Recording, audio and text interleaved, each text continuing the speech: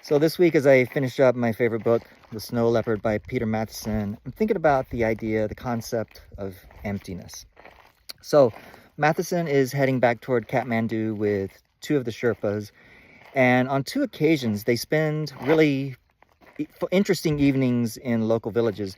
The first of these, there's almost like a feast, a party that breaks out when they arrive.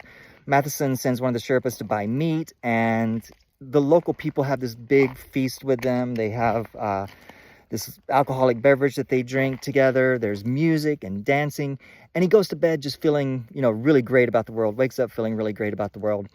The second occasion, he actually spends a night in a family's house and observes the family as they do their evening ritual of, eating, getting something to eat, making sure the kids are fed, getting in bed. And he's just a part of this family for a night. And he writes, all of this takes place as if my own big, unfamiliar presence were not there, though I sit here like a Buddha by the hearth. For some time I have been utterly still, and the children look right through me. It is very strange. Perhaps I have grown invisible at last.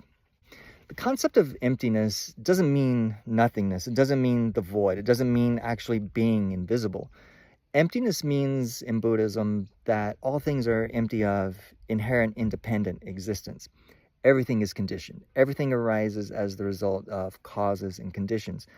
And that means everything is connected. Every one of us is connected.